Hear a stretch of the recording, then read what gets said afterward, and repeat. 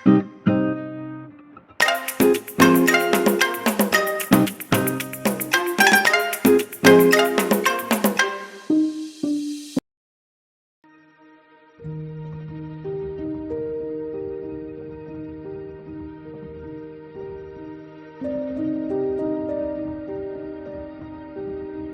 Everyone, ಎಲ್ಲರೂ ಹೇಗಿದ್ದೀರಾ? ಎಲ್ಲರೂ ಚೆನ್ನಾಗಿದ್ದೀರಾ ಅಂತ ಅಂದ್ಕೊಂಡಿದ್ದೀನಿ. ನಾನು ಕೂಡ ಚೆನ್ನಾಗಿದ್ದೀನಿ. ನಾನು ಇವತ್ತು ಒಂದು ಆಲೂ ಮಟರ್ ಪಲ್ಯನ ನಿಮ್ಮ ಜೊತೆ ಶೇರ್ ಮಾಡ್ಕೋತಾ ಇದ್ದೀನಿ.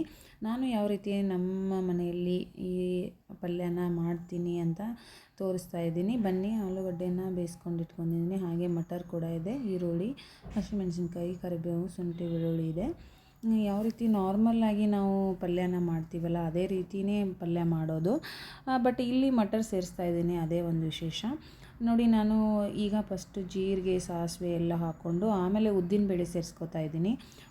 ಉದ್ದಿನಬೇಳೆ ನೋಡಿ ಚೆನ್ನಾಗಿ ಅದು ಫ್ರೈ ಆಗಬೇಕು. ಲೋ ಫ್ಲೇಮಲ್ಲಿ ಮಾಡ್ಕೋಬೇಕು, ಯಾಕಂದರೆ ತುಂಬ ಹೈ ಫ್ಲೇಮಲ್ಲಿ ಮಾಡಿಬಿಟ್ರೆ ಅದು ಉದ್ದಿನಬೇಳೆ ಎಲ್ಲ ಹೊತ್ತು ಹೋಗುತ್ತೆ.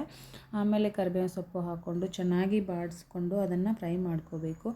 ಚೆನ್ನಾಗಿ ಆದಮೇಲೆ ಅದು ಬ್ರೌನ್ ಕಲರ್ ಬಂದಮೇಲೆ ಈರುಳ್ಳಿಯನ್ನು ಸೇರಿಸ್ಕೊಂಡು ಅದು ಹಸಿ ವಾಸನೆ ಹೋಗುವವರೆಗೂ ಚೆನ್ನಾಗಿ ಫ್ರೈ ಮಾಡ್ಕೋಬೇಕು.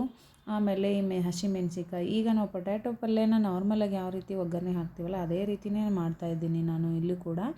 ಇದೆಲ್ಲ ಸೇರಿಸಿ ನಾವು ಚೆನ್ನಾಗಿ ಅದು ಮೆತ್ತಗಾಗೋವರೆಗೂ ಫ್ರೈ ಮಾಡಿಕೊಂಡು ಆಮೇಲೆ ಮೇಲ್ಗಡೆ ನಾನು ಏನು ಮಾಡ್ತೀನಿ, ಮಟರನ್ನು ಸೇರಿಸ್ತೀನಿ. ಹಸಿ ಮಟರನ್ನು ಇದನ್ನು ನಾನು ಬೇಯಿಸ್ಕೊಂಡಿಲ್ಲ, ಹಾಗೆ ಹಸಿದನ್ನೇ ಸೇರಿಸ್ತಾ ಇದ್ದೀನಿ. ಅದನ್ನು ಕೂಡ ನಾನು ಅದು ಫ್ರೈ ಮಾಡ್ಕೋತಾ ಇದ್ದೀನಿ, ಯಾಕಂದರೆ ಹಸಿದು ಇರುತ್ತಲ್ಲ, ಸ್ವಲ್ಪ ಎಣ್ಣೆಯಲ್ಲಿ ಅದು ಸ್ವಲ್ಪ ಫ್ರೈ ಆದರೆ ಚೆನ್ನಾಗಿರುತ್ತೆ. ಅದನ್ನು ಫ್ರೈ ಮಾಡಿಕೊಂಡು ಈಗ ನಾನು ಅರಿಶಿಣ ಪೌಡ್ರು ಆಮೇಲೆ ಉಪ್ಪು ಎಲ್ಲ ಸೇರಿಸ್ಬಿಟ್ಟು ಮತ್ತೆ ಸ್ವಲ್ಪ ಫ್ರೈ ಮಾಡ್ಕೋತೀನಿ. ಅದು ಈರುಳ್ಳಿ ಎಲ್ಲ ಜೊತೆ ಮಿಕ್ಸ್ ಆಗಿ ಚೆನ್ನಾಗಿ ಫ್ರೈ ಆಗಬೇಕು.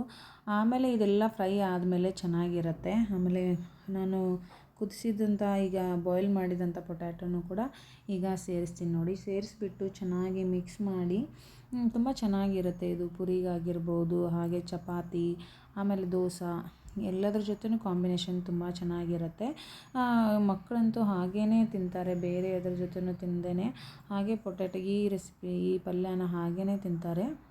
ಬ್ರೆಡ್ ಜೊತೆನೂ ತುಂಬ ಚೆನ್ನಾಗಿರುತ್ತೆ ಇದನ್ನು ಸ್ಟಫಿಂಗ್ ಮಾಡಿಬಿಟ್ಟು ಬ್ರೆಡ್ ಒಳಗಡೆ ಮಕ್ಕಳಿಗೆ ಅದನ್ನು ಬೇಯಿಸ್ಕೊಟ್ರೆ ಅದರ ಜೊತೆನೂ ತುಂಬ ಚೆನ್ನಾಗಿ ಇಷ್ಟಪಟ್ಟು ತಿಂತಾರೆ. ನಾನು ಇಲ್ಲಿ ನೋಡಿ ಅದನ್ನು ಚೆನ್ನಾಗಿ ಮಿಕ್ಸ್ ಮಾಡಿಬಿಟ್ಟು ಲೋ ಫ್ಲೇಮಲ್ಲೇ ಚೆನ್ನಾಗಿ ಮಿಕ್ಸ್ ಮಾಡಿ ಒಂದು 2 ನಿಮಿಷ ಬಿಡಬೇಕು. ಬಿಟ್ಟು ಮೇಲ್ಗಡೆ ಏನು ಮಾಡಬೇಕಂದ್ರೆ, ಈಗ ನಾನು ಲೆಮನ್ ಯೂಸ್ ಮಾಡ್ತಾಯಿದ್ದೀನಿ. ಲೆಮನ್ ಯೂಸ್ ಮಾಡೋದ್ರಿಂದ ನೋಡಿ ಟೇಸ್ಟ್ ತುಂಬ ಚೆನ್ನಾಗಿ ಬರುತ್ತೆ. ಲೆಮನ್ನು ಅಡುಗೆಯಲ್ಲಿ ಯಾವುದಕ್ಕಾದ್ರೂ ಯೂಸ್ ಮಾಡ್ತಾನೆ ಇರಬೇಕು. ಡೈಲಿ ಒಂದು ಸಲ ಆದರೂ ಲೆಮನ್ ಯೂಸ್ ಮಾಡಬೇಕು. ಸಾಂಬಾರಿಗಾಗಿರ್ಬೋದು, ಪಲ್ಯಗಾಗಿರ್ಬೋದು, ಅಥವಾ ಚಟ್ನಿ, ಯಾವುದೇ ಚಟ್ನಿ ಮಾಡಿದ್ರು ಅದಕ್ಕಾದರೂ ಲೆಮನ್ ಯೂಸ್ ಮಾಡಬೇಕು. ಯಾಕಂದರೆ ಅದು ಹೆಲ್ದಿ ಆಗಿರುತ್ತೆ. ಸಿ ವಿಟಮಿನ್ ಜಾಸ್ತಿ ಇರೋದ್ರಿಂದ ಅಡುಗೆಯಲ್ಲಿ ಯೂಸ್ ಮಾಡಬೇಕು ಅಂತ ನಾನು ಅನ್ಕೋತೀನಿ. ಯಾಕಂದರೆ ನಾನು ಡೈಲಿ ಯಾವುದಾದ್ರೂ ಒಂದು ಅಡುಗೆಯಲ್ಲಿ ಲೆಮನ್ ಯೂಸ್ ಮಾಡೇ ಮಾಡ್ತೀನಿ. ಮೇಲ್ಗಡೆ ಸ್ವಲ್ಪ ಸಕ್ಕರೆ ಹಾಕಿಬಿಟ್ಟು ಮಿಕ್ಸ್ ಮಾಡ್ಕೋಬೇಕು, ಅಂದರೆ ಚೆನ್ನಾಗಿ ಟೇಸ್ಟ್ ತುಂಬ ಚೆನ್ನಾಗಿ ಬಂದಿರುತ್ತೆ. ನೋಡಿ ಎಷ್ಟು ಚೆನ್ನಾಗಿ ಕಾಣಿಸ್ತಾ ಇದೆ. ನೋಡಿ, ನಿಮಗೆ ಈ ರೆಸಿಪಿ ಇಷ್ಟ ಆಗಿದ್ದರೆ ಲೈಕ್ ಆ್ಯಂಡ್ ಶೇರ್, ಕಮೆಂಟ್ ಕೂಡ ಮಾಡಿ. ಯಾರೆಲ್ಲ ನನ್ನ ಚಾನಲ್ ಫಸ್ಟ್ ಟೈಮ್ ನೋಡ್ತಾ ಇದ್ದೀರಾ ಹಾಗೆ ಸಬ್ಸ್ಕ್ರೈಬ್ ಕೂಡ ಮಾಡ್ಕೊಳ್ಳಿ. Thank you so much. ಮತ್ತೊಂದು ರೆಸಿಪಿಯೊಂದಿಗೆ